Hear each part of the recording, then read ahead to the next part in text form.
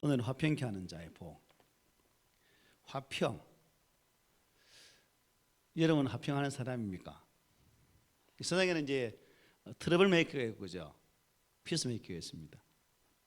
어떤 사람은 가는 곳마다 그곳 화기에 웃음이 팍팍팍 웃음까지 팍 에너지 팍팍 넘치는데, 어떤 사람이 끼면 그 모임에 그냥 물 부은 것처럼 찬물 끼얹은 것처럼 조용히 싸늘한 그런 사람도 있습니다. 여러분은 어떻습니까? 여러분이 끼면 그 분위기가 화기애매해집니까? 화기화사해집니까? 오늘 본 말씀 보면서 우리는 화평을 만드는 사람, 또 화평을 만드는 사람 돼가지고 주변 사람들부터 다 정말 하나님의 자녀다운 삶을 사는 사람이네, 하나님의 아들을 일컬음을 받는 그러한 위치에 서서 우리의 삶의 자리가 나로 말미암아 기쁨이 넘치는 평화함을 누릴 수 있는 그러한 우리 믿음의 지체들이 되셨으면 합니다. 화평은 세 가지와 연결될 수 있습니다. 첫째는 뭐냐면 질서라는 거죠. 질서. 화평이란 하나님께 창조하신 질서대로 본래 자리에 있는 모습, 그게 바로 화평이라는 거죠. 1은 1의 위치에 있을 때 가장 화평한 것이고, 2가 2의 위치에 있을 때 가장 화평한 것이고, 3이 3의 자리에 있을 때 화평한 거라는 겁니다. 그래서 하나님께서 천지를 만드시고 보시기에 좋았더라 말씀하셨죠. 모든 게 질서대로 운행되니까 좋은 거예요. 그런데 하나님의 질서가 깨지게 됩니다. 무엇으로요? 죄로. 즉 아담과 하와가 자신의 위치에서 그 위치를 지키면 좋으련만 사탄의 꼬임에 넘어가서 그 위치를 지키지 않냐고 하나님의 자리로 가려고 했을 때 뭐가 깨지는 거예요? 화평이 깨져버린 거죠. 가정도 마찬가지입니다. 부부 사이에, 또 부모와 자녀 사이에 지킬 도리, 선을 지키면서 그 가정의 질서를 이뤄나갈 때 가정이 화목하게 되는 거죠. 그런데 남편이나 아내나 자녀나 어떤 한 영역이 그 질서를 깨뜨리면 그 가정은 분란이 일어나게 됩니다. 독수리 오형제가 왔다리 갔다리 하면서, 비행 접시가 왔다리 갔다리 하면서 그야말로 집안이 엉망이 되는 거죠. 그래서 이러한 위치, 교회도 마찬가지예요. 교회도 목회자, 중직자, 성도 모두가 하나님께 세우신 그 위치에서, 그 자리에서 각자에게 맞는 그 직임대로 질서에 따라 순종하게 되어지고 섬겨나갈 때 그 교회가 화평을 누릴 수 있는 교회가 되지만, 어느 한 위치에서 뿅 튀어나와서 그 질서를 깨뜨리면 결국 교회는 문제가 발생한다는 거죠. 나라도 마찬가지입니다. 또한 나라와 나라 간에도 마찬가지죠. 지금 전쟁이 일어난 이유가 무엇입니까? 어떠한 것을 깨뜨렸기 때문에, 질서를 무너뜨리니까 서로 싸움박을 하는 거죠. 이러한 것이 결국 화평은 뭐가 연결되어 있다는 거죠? 질서와 연결되어 있다. 그래서 고린도전서 14장에 보면 하나님을 어떻게 표현하냐면 화평의 하나님이시다라고 표현해요. 화평의 하나님. 이와 같이 우리가 질서는 그러므로 화평과 함께 하는 것이구나 라는 것을 깨닫게 되죠. 그래서 우리 성도들이 질서를 지킴으로 하나님 주신 이 화평을 이룰 수 있는 그러한 성도가 되시길 바랍니다. 총 세 가지가 있는데요. 이 화평 연결된 것, 또 화평과 연결된 게 뭐냐면 조화입니다. 조화. 삼일체 하나님은, 여러분 보실 때, 성경을 볼 때 삼위일체 하나님은 각각의 위격은 다르지만 각각의 위격을 통해서 항상 통일한 사역을 만들어가요. 만약에 성부, 성자, 성령 각기 삼위 하나님이 네라는 그러한 뚜렷한 우월의식을 가지고 세워진다면 삼위의 사역은 이룰 수가 없어요. 그런데 성경을 보면 모든 하나님의 사역은 표현하시기를 우리라고 표현합니다. 우리. 결국 뭐예요?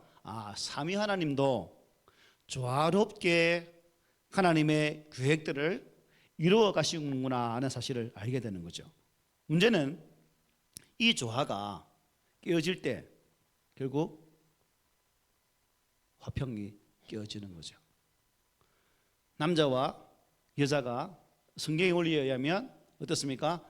서로 이렇게 뭐 똑같아. 에베소서 보면 주님같이 내 머리같이 이러니까 동일하게 남자 여자 같이 서로에게 각각에 맞는 섬김의 삶을 살아야 되는데 일방적으로 나만을 위한 나의 욕심만을 위한 요구가 있으면 그 관계는 힘들죠. 이 부부관계를 통해서도 간혹 암암리의 머릿속에 남아있는 네 집안이 그러니까 네 모양이 그 모양이지 라면 어떻게 나요? 대반에 싸움 나죠. 엄청나게 큰 싸움입니다. 싸움할 때 부부간 싸움할 때는 집안 얘기 꺼내면 절대 안 됩니다. 그냥 아이고 넘어가는 게 최상이죠. 그래서 이러한 조화, 교회도 마찬가지고 나라도 마찬가지입니다. 서로의 위치에서 그 조화로 나와 내가 뭘 인정해야 될까요? 다름을 인정할 수 있어야 돼요. 여러분 빨간색과 노란색이 있는데 빨간색 노란색 보고 야 너 색깔이 왜 그래? 나처럼 빨갛지 않고 왜 노래? 너 잘못된 거야 말할 수 있나요? 아니에요. 빨강과 노랑이 조화를 이룰 때 무슨 색이 될까요? 주황색이 돼요. 또 다른 아름다움이 탄생한다는 거죠. 그거예요. 하나님의 거룩한 인류에 있어서 이 화평의 은혜를 누리기 위해서는 결국 뭐가 된다? 조화를 이루어야 된다. 즉 나의 나됨도 인정하지만 옆에 있는 사람 그 자체를 인정하고자 하는 그 마음이 있어야 된다는 거죠. 너는 왜 나와 똑같지 않아? 내 생각 이런데 너는 왜 그래? 라고 말하는 순간 이 조화로움은 어떻게 해요? 박살나는 거죠. 수많은 말다툼도 마찬가지입니다. 말싸움하는 이유도 다 똑같아요. 아, 네 생각 그렇구나 하면 넘어가면 돼. 우리 한국 사람이 제일 못하는 게 회의 진행이죠. 회의하자고 하면 싸워요. 박 터져요 그냥. 왜? 상대방의 의견을 존중할 줄 모르는 그게 강하기 때문에 내 생각, 내 말만 바른 것이지 너는 달라라고 인정하기 때문에 싸우는 거죠. 그런데 그렇게도 생각할 수 있다는 이 다름의 인정이 조화를 형성하게 된다는 거죠. 그러니까 하나님의 교회가 또 이 사회가 이 나라가 이 민족이 정말 하나의 화평으로 나가기 위해서는 뭘 이루어야 된다? 조화를 이루어야 된다는 것을 알 수가 있어요. 그래서 우리 가운데 혹시 우월의식 가진 분 계시나요? 내가 최고야. 이 교만은 하나님께서 가장 싫어하시는 것 중에 하나입니다. 잠언서를 보면 교만에 대한 질책이 너무 많아요. 어리석다라고 분명히 말해요. 그럼 우리가 이 교만함, 즉 우월의식 이게 가장 무서운 또한 사탄의 음모이기도 합니다. 하와에게 아주 달콤한 말로 속삭이면서 이걸 따먹으면 너도 하나님처럼 된다. 들었을 때 기분이 어땠을까요?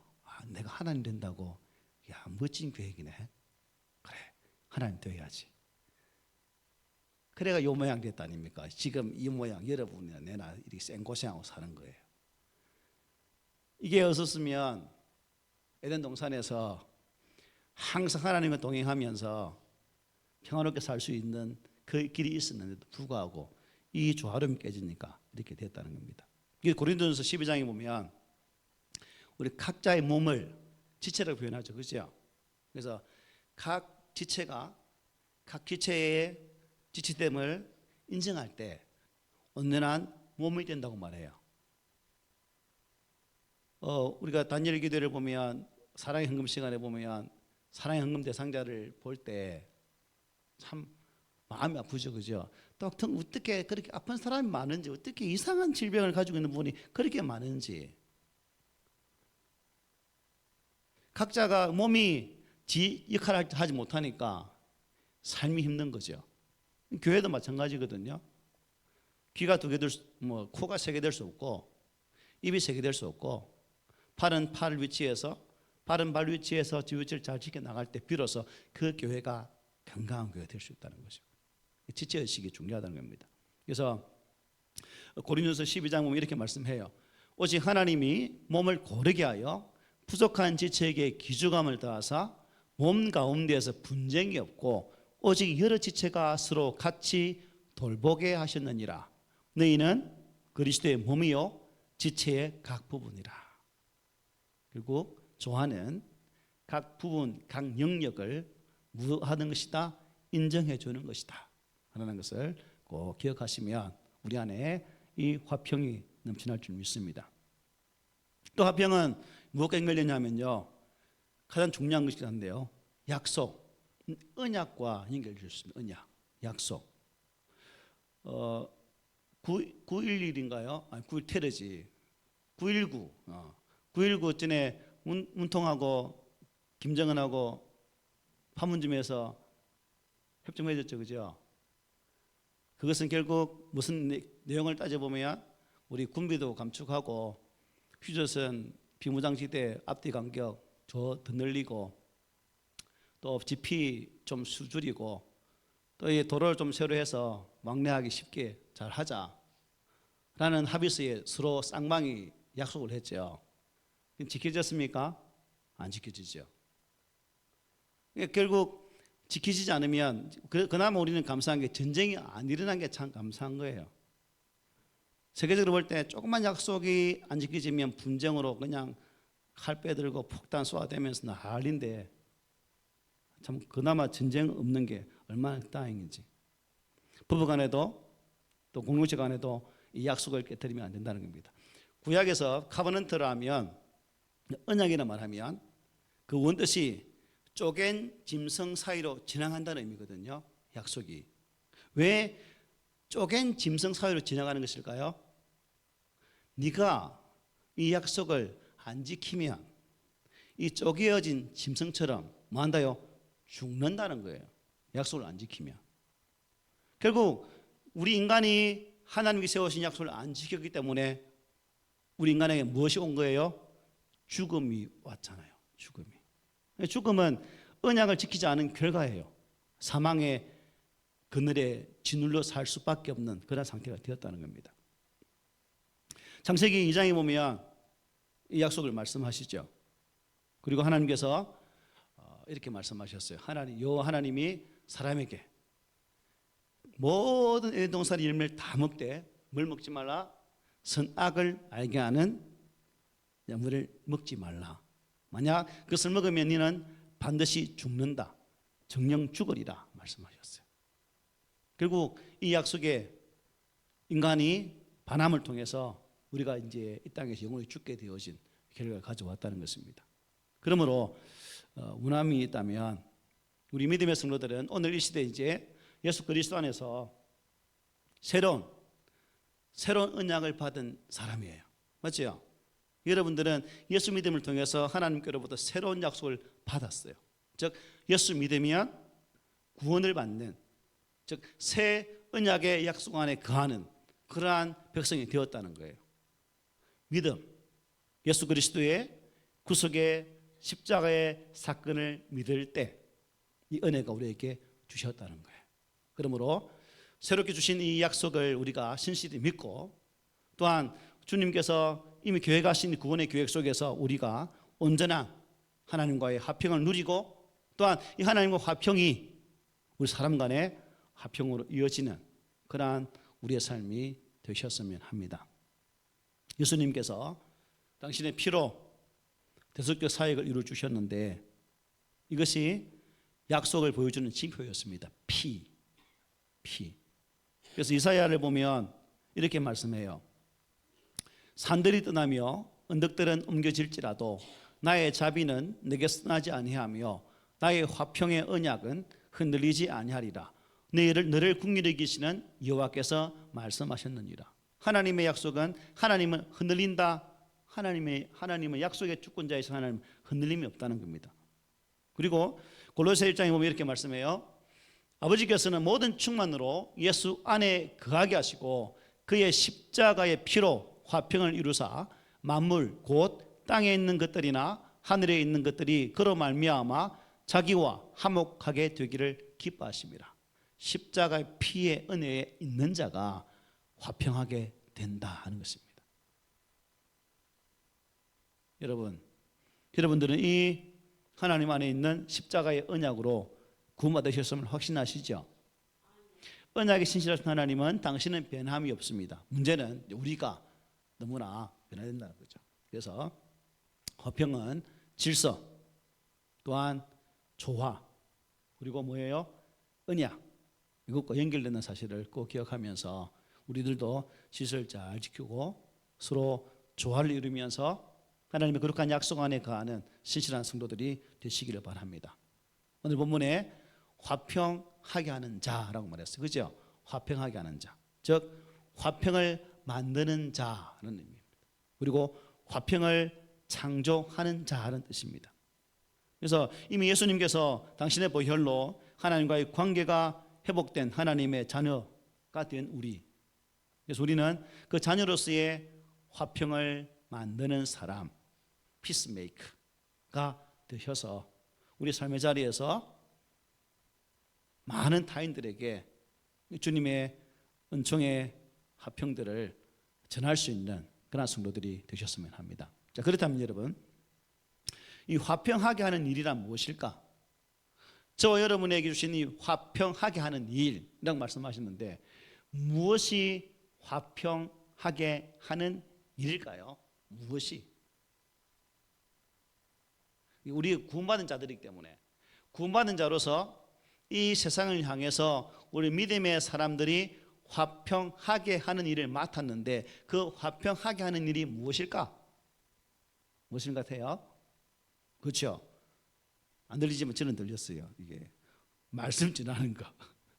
말씀 전하는, 즉 복음을 전하는, 복음이신 예수 그리스도를 사람들에게, 이웃들에게 전하는 이것이 화평을 하는 일이에요. 화평을 만드는 일이라는 거죠. 그래서 우리가 만약 여러분들이 이런 삶의 자리에서 믿는 사람들, 친구들에게, 가족들에게 예수 믿으라고 전하고 있다면 바로 그분이 이미 화평하는 일을 잘 감당하고 있는 분이라고 말할 수 있어요. 데살로니가서 5장 12절에 보면 또 교회에게 화평을 도모하라고 말씀하고 있거든요. 이렇게 말씀합니다. 너희 가운데서 수고하고 주 안에서 너희를 다스리며 고난하는 자들을 너희가 알고 그들의 역사로 말미암아 사랑 안에서 가장 귀히 여기며 너희끼리 화목하라 말씀했어요. 즉 교회 내에서도 이 화평을 도모하는 우리가 되어야 된다는 거죠. 복음을, 세상에 대해서는 복음을 전하고 교회 안에서는 지체들 간에 서로 화목케 하는 이것이 하나님의 화평하는 일임을 말씀해 주고 있습니다. 자, 그러면 여러분 어떻게 해야 가정과 교회와 이 사회와 이 민족 위에 이 화목케 하는, 화평케 하는 이 역할을 잘 감당할 수 있을까요? 뭘 해야 되죠? 뭘 해야 이걸 하고 잘한다라고 말할 수 있을까요? 뭘 해야 될까요? 첫째는 뭐냐면 양보입니다. 양보. 뭐다? 양보. 죄악에 대해서는 양보하면 안 돼요. 복음에 대해서는 양보는 없습니다. 타협은 절대 불가합니다. 복음은 유일한 것이니까. 복음은 변함이 없는 것이니까. 그러나 복음 외에 사람들끼리 서로 연관하여서 조화롭게 살기 위한 그런 부분에서는 충분히 뭐다? 양보를 하는 모습을 보일 수 있어야 된다는 거죠. 창세기 26장에 보면 이삭이 등장합니다. 이삭이 사는 지역이 어디냐면 그랄 지역에 들어가게 살게 되죠. 그때 하나님께서 이삭에게 복을 주셔서 100배의 길씨를 얻게 합니다. 그런데 문제는 뭐냐면 이삭이 그랄 지역에 거하면서 뭘 파게 되죠? 우물을 파게 됩니다. 우물. 그런데 이 그랄 지역의 사람들이 가만히 보니까 이삭이 너무 잘 돼. 사촌이 잘 되면 뭐가 아파요? 배가 아파. 그러니까 어떻게 합니까? 그 우물을 어떻게 합니까? 뺏어버리죠. 우리 같으면 내가 판 우물인데 왜 뺏어? 우리 한 판 붙을래? 이러는데 이삭은 어떻게 합니까? 그냥 아이고 니 가져라 하고 이동을 합니다. 양보한다는 거죠. 그래서 그 우물을 뭐래 애색이라고 이름 붙지. 애색. 뜻을 보니까 뭐래 되냐면 다툼, 억압받고 무리하게 취급당하고 끝내 강탈당했다. 애색 이름 그게요. 강탈당했다는 이름을 남기고 그 우물을 양보합니다. 또 이동해서 또 이삭의 무리들이 또 우물을 파게 되죠. 또 거기에서 하나님께서 이삭에게 복을 줍니다. 그런데 또 그랄 목자들이 와서 어떻게 합니까? 또 뺏어요. 싸웁니까? 안 싸워요. 그래서 그 안 싸우고 남겨진 그 이름을 무슨 이름을 신나라고 부르요. 신나 기름 그 신나 말고 나라고 불러요. 신나로. 그 뜻을 보니까 마치 원수를 대하듯이 매우 악의적으로 강력하게 도전해 왔다는 뜻입니다. 이게 아주 강하게 그랄 목자들이 이삭의 그 우물을 어떻게 해요? 빼앗은 거죠.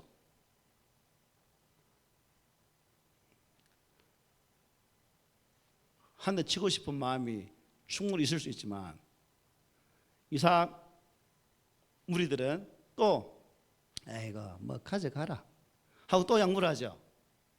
그래서 양보하고 쭉 떠나서 또 이동해서 또 우물을 팝니다. 그 우물이 뭐냐면 창세기 26장에 나와요. 우리 함께 읽어볼까요? 시작. 이삭이 거기서 옮겨 다른 우물을 팠더니 그들이 다투지 아니하였으므로 그 이름을 르호봇이라 하여 이르되 이제는 여호와께서 우리를 위하여 넓게 하셨으니 이 땅에서 우리가 번성하리로다 하였더라. 두 번이나 강탈당해서 빼앗겼는데 이제 세 번째는 이제 그런 것이 없었다는 거죠. 르호봇 저 있는 말씀처럼 넓게 하셨다 하는 뜻입니다. 여유 있는 지역이다, 넉넉한 공간이다 하는 뜻입니다. 하나님께서 이삭에 가는 곳마다 이러한 결실의 은혜를 주셔서 이 은혜를 받게 하는 모습을 보게 됩니다. 그래서 우리도 양보할 때까지 한번 양보해 봅시다. 그러면 양보를 당하는 입장에서는 결국 그랄 목자들처럼 용납하는 그러한 영역까지 가지 않을까. 우리가 가정에서도 교회에서도 여러 부분에 있어서 서로 양보하다 보면 이러한 은총이 있을 줄 믿습니다. 또 한 가지 뭐냐면 관용이죠. 관용을 베푼다는 말하는데 관용이 무슨 뜻일까요? 너그럽다는 거죠. 덮어준다는 겁니다. 우리는 우리 사람의 속성이라는 게 덮어주는 게 안 되죠. 까발려야 되죠. 어쨌든 까발려가지고 있는 것도 더 뻥 튀게 해가지고 더 크게 말하는 것이 우리 인생의 본성인 것 같아요. 그런데 관용은 뭐다?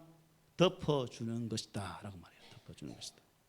약점과 실수가 있을지라도 어떻게 해요? 덮고 가자는 것입니다. 우리는 아무나 하고 화평을 시도해서는 안 되겠죠. 즉 화평을 다루기 전에 이 죄와 진리 문제를 분명히 다루어야 됩니다. 그 이유는 이 죄와 비진리와 화평하라는 것은 결국 마귀와 화평하라는 것이거든요. 성경은 죄와 타협하는 것은 뭐라 말하냐면 우상 숭배라고 말해요.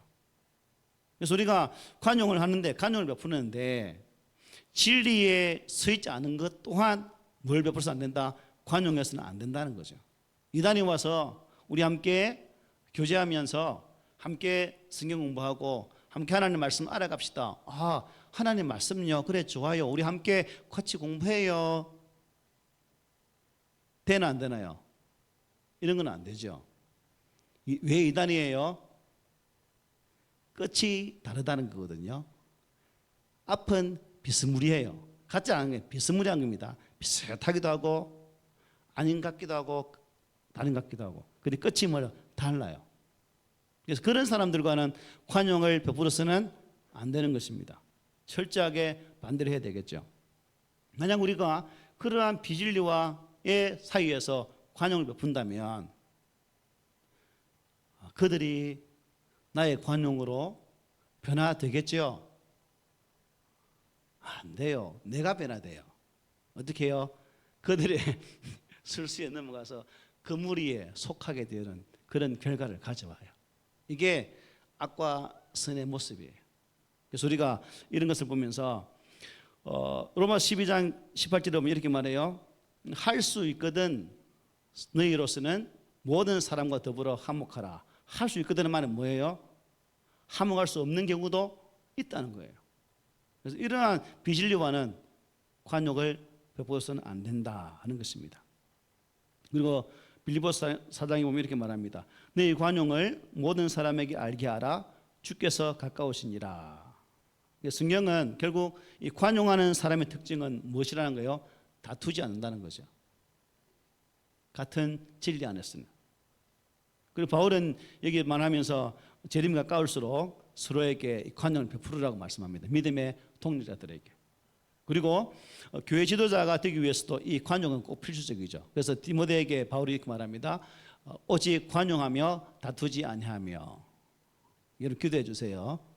김효성에게 관용이 넘칠 수 있도록 기도를 해주시면 감사하겠습니다. 또 예수님을 기쁘시게 하는 성도의 삶 역시 마찬가지죠. 아무도 비방하지 말며 다투지 말며 관용하며라고 말했습니다. 그러면 우리가 화평하게 하는 자가 되려면 너그러이 덮어주는 그 마음을 가져야 된다는 것입니다. 그리고 한 가지는 뭐냐면 이 화평하기 위해서는 희생할 줄 알아야 돼요. 뭐 한다? 희생. 나의 희생이 있어야 된다는 거예요. 요한복음 12장에 말씀하시죠. 우리 함께 읽어봅시다. 하늘의 밀이 땅에 떨어져 죽지 아니하면 하늘 그대로 있고 죽으면 많은 열매를 맺느니라. 희생입니다. 땅에 떨어져 썩는 하늘의 밀이 될 때 더 많은 것으로 결실하게 된다는 거죠. 여러분 오늘 이 시대에 우리가 싸우는 가장 큰 원인이 뭘까요? 욕심 있죠. 결국 그 욕심이 근거가 되는 게 뭐죠? 돈이 많죠, 그죠? 돈이 싸움의 원인일 때가 참 많습니다. 이제 뭐 결혼도 우리 많이 하고 했는데 결혼을 하다 보면 이제 신랑 신부 양방이 서로 주고받는 게 있죠. 예단. 뭐 요즘은 모르겠지만 옛날에는 예단 문제로 엄청 얼마나 시끄러웠습니까? 제가 결혼할 때 예단 문제로 아버지하고 상의도 안 하고 제 마음대로 이렇게 합시다 해서 아버지한테 그냥 통보를 했어요. 지 아버지 말 아이고 아들아 그랬나 참 잘했나 했을까요? 욕 엄청 얻어먹습니다. 밥을 한 몇 끼 안 묻어도 될 정도로 욕을 엄청 얻어먹어가지고 네가 뭘 안다고 부터 시작해가지고 많이 알아치는지 돈이 이게 결혼에도 문제가 되더라고요. 또 뭐냐면 자존심. 다른 거 다 용납하면 내 자존심에 스크래치 생기면 이게 키스가면 왜 그렇게 화가 나? 예수 믿는 사람은요 이 자존심은 다 접어서요 다 뒷주머니에 다 넣고 꺼내면 안 돼요. 예수 앞에 자존심을 꺼내면 안 된다는 거죠. 하나님께서 나 때문에 그 십자가에서 온갖 모욕 고초 다 당하시는데 하나님이 나만 바라보시고 하늘에 계시지 않고 육신을 이 땅에 오셔서 나를 구원하기 위해 그 모진 길을 걸어갔는데 내가 내 자존심을 세운다? 돼요 안 돼요? 안 된다는 거죠.